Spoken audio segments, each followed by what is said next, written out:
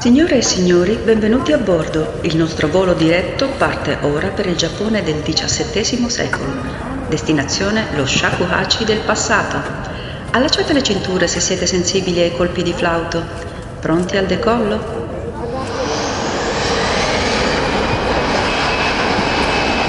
Ho pochi secondi a disposizione per la questione del copyright, quindi aguzzate le orecchie e indovinate la canzone. Sempre bellissima, Sledgehammer di Peter Gabriel. Sapete che tipo di flauto è? Certo che lo sapete, è nel titolo, è lo shakuhachi.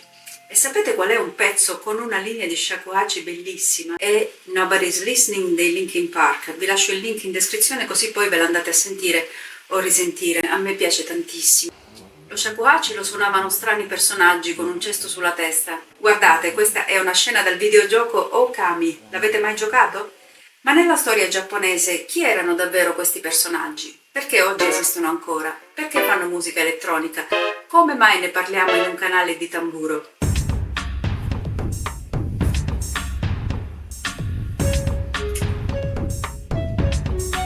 Tutto è cominciato quando ho deciso di intervistare una persona che suona il taiko e che ha una certa importanza nella storia del taiko contemporaneo. Lui ha esplorato tanti strumenti giapponesi, ma la sua grande passione è appunto lo shakuhachi. E allora mi sono detta, per capire chi è quest'uomo, devo capire da dove viene il suo suono. Quando questo video arriverà a 100 like vi svelerò chi è l'uomo del mistero e pubblicherò la nostra intervista in collegamento da New York dove vive oggi. Ma prima lasciatemi raccontare cosa ho scoperto su questo flauto.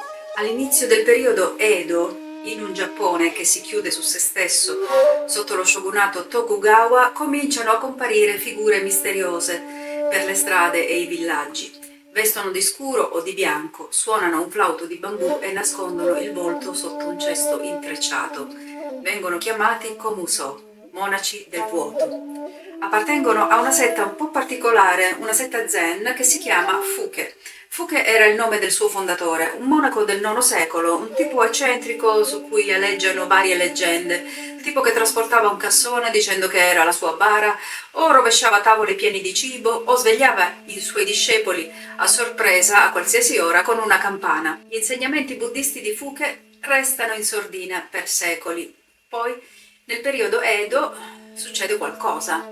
Dopo tante guerre civili, lo shogun vuole la pace, dà il via alla smilitarizzazione. Ed ecco che moltissimi samurai non hanno più uno scopo, almeno uno scopo di combattimento, di difesa, e vagano per le vie del Giappone senza sapere cosa fare della loro vita, procacciandosi il cibo come possono e dando anche fastidio alla gente. Sono diventati ronin, i cosiddetti samurai senza padrone, e la loro posizione nella scala sociale ha avuto una caduta verticale. Ogni tanto vedono questi monaci in giro che suonano il flauto e alla domanda "dove vai?" rispondono con una formula tipica che potrebbe significare "ovunque io vada" oppure "verso il luogo del non attaccamento". La setta Fuke-shu diventa un rifugio per molti di questi ronin, un luogo dove possono trovare un po' di pace e la sicurezza del cibo quotidiano. Infatti, questi monaci vivevano di elemosine e la gente era molto generosa. Al governo fa comodo che i ronin trovino un'occupazione, così smettono di far paura alla gente, ma questa pratica finora è più simile al vagabondaggio che alla diffusione di spiritualità. Per cui la setta nella seconda metà del 1600 viene riconosciuta ufficialmente e vengono emanati i documenti che decretano i nuovi diritti dei Komuso. Ecco che questi viandanti casuali diventano una confraternita e il governo ha un interlocutore e la possibilità di regolare l'attività, delle sedi, dei registri, dei limiti. I ronin imparano la sottile arte del flauto shakuhachi. Come la campana che usava Fuke, il fondatore della setta, secoli prima, si suppone che il suono prodotto dallo strumento costituisca una guida sul sentiero dell'illuminazione. La musica è un ponte che collega gli umani alle divinità, praticamente in tutte le culture del mondo. E se vi ricordate, anche la dea del sole Amaterasu venne richiamata fuori dalla grotta attraverso la musica. Anche in quel caso il gesto delle altre divinità ha una forte valenza simbolica. Potete rivivere il mito di Amaterasu in questo video qui. Questo flauto non è nuovo, è entrato dalla Cina attraverso la Corea già in epoca Nara e faceva parte dell'orchestra Gagaku, l'orchestra imperiale, di cui potete ripercorrere la storia andando a recuperare questo video. Se visitate il tempio Todaiji di Nara avrete il piacere di ammirare ben 8 shakuhachi originali del VII secolo e 5 di questi strumenti furono un regalo all'imperatrice Komyo del re Wi Chao della dinastia coreana Paekche del VII secolo appunto. Ce ne sono in avorio e persino in giada e la maggior parte sono ancora oggi in condizione di suonare bene. Io non so cosa darei per essere uno storico, archeologo, esperto di musica, uno di quelli che hanno accesso a questi flauti e hanno la possibilità di soffiarci dentro. Uno strumento vecchio di 1300 anni. Mi sembrerebbe di tornare indietro nel tempo e vivere sulla mia pelle quel secolo. Invece in quel secolo pensano tranquillamente di poterne fare a meno. Questo flauto in seno all'orchestra imperiale ben presto viene messo da parte perché non si sente. Gli altri strumenti a fiato del gagaku lo coprono completamente. Resta in ombra per qualche secolo, proprio come la setta Fuke, e poi, proprio grazie alla setta Fuke, riappare nell'epoca Edo, suonato da questi monaci erranti che chiedono l'elemosina e vivono lo zen nella sua piena essenza. Tuttavia il flauto non ha conservato la forma originale. È lungo 1 shaku e 8 parti di shaku, da cui il nome, perché in giapponese shaku è un'unità di misura e hachi significa appunto 8. Quindi uno shaku è 0,8 e in tutto sono circa 54 cm, anche se oggi esistono varie lunghezze di shakuhachi. Viene fabbricato intagliando una radice di bambù per conservare la leggera curva nella parte bassa, anche se alcuni sono dritti.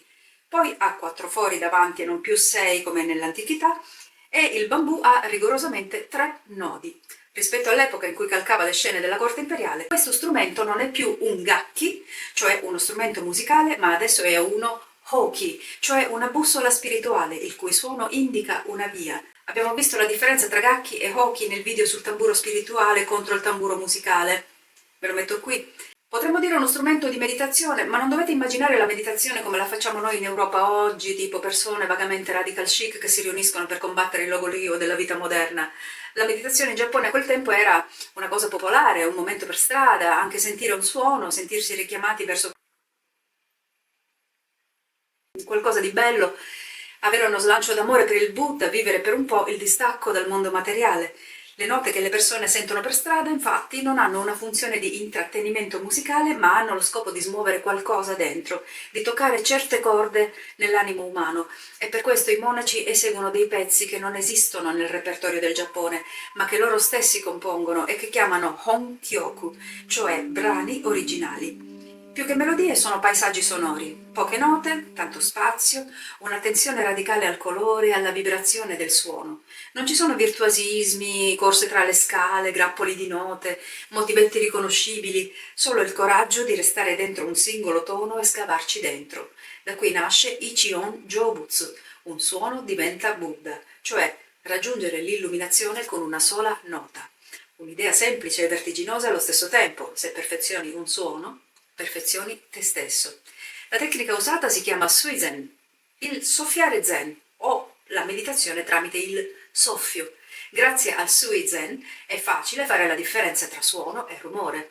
Il suono è l'intenzione, la forma. Il rumore è il mondo che accade. Vento, pioggia, respiro che si spezza. Sullo shakuhachi non si cerca di eliminarlo il rumore, anzi, lo si coltiva. Un soffio che sembra aria, che passa tra gli alberi, un timbro ruvido che graffia come la pioggia sull'acqua. Il flauto diventa così specchio della natura e quindi dell'universo. Ogni parte dello shakuhachi ha un significato buddista. Cambia un po' secondo il tipo di fonti, ma grossolanamente posso dirvi che i 4 fori possono simboleggiare l'armonia delle 4 stagioni e il singolo foro posteriore esprime la chiarezza dell'illuminato.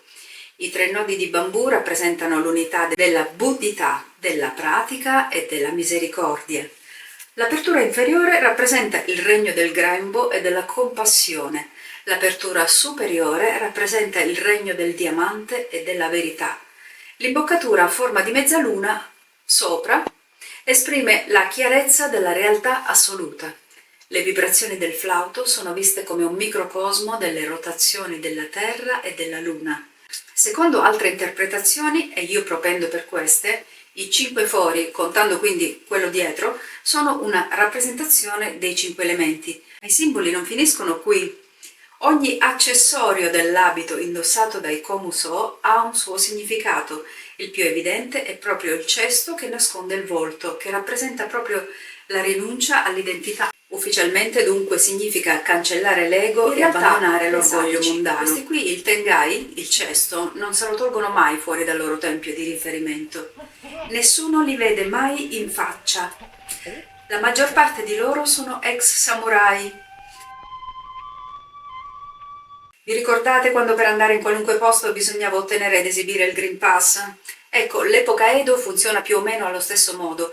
Gli spostamenti sono controllati, ci vogliono permessi per questo e quest'altro, ci sono posti di blocco, registri familiari e un'atmosfera un po' da post 11 settembre, fino nei più piccoli villaggi.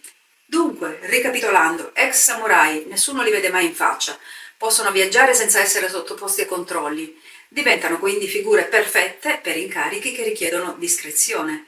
Alcuni sfruttano l'anonimato per tornaconto personale, ma la maggior parte, secondo diverse fonti, agiscono direttamente come informatori per lo shogunato.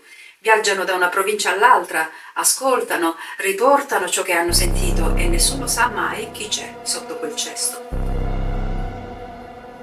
Sono anche tempi in cui le navi europee attraccano nei porti giapponesi e diffondono, anche se in misura contenuta, il cristianesimo. Lo shogunato è inflessibile con i nuovi cristiani e prevede per loro pene atroci se si fanno scoprire, per cui sotto il Tengai si potrebbe anche celare un cristiano in fuga, ma anche un balordo che usa lo shakuhachi più come arma che come strumento, ma anche un ninja al servizio del governo o del controspionaggio. I ninja erano mercenari con un addestramento molto interessante che li rendeva agilissimi. Sotto lo shogunato si diradano fino a sparire e il corpo di spie che prende il loro posto in qualche modo si chiama Oniwaban Shu. Gli Oniwaban dipendono direttamente dallo shogun e hanno incarichi come l'assassinio di personaggi di alto valore, operazioni clandestine, controspionaggio, protezione di personalità, sicurezza nelle aree del castello Edo e missioni di intelligence sotto copertura. In realtà il loro lavoro consiste più spesso nell'agire in incognito per ispezionare e riferire sulla situazione in città e nelle province, quale migliore copertura dunque di un Tengai. Poi l'epoca Tokugawa giunge al termine, il Giappone si apre in qualche modo all'Occidente. Nel 1871 la setta Fuke è spazzata via con un decreto del nuovo governo Meiji, deciso a correre verso la modernizzazione. Con quella riforma i templi ufficiali dei Komuso spariscono. Ma è davvero la fine per la setta Zen più misteriosa della storia?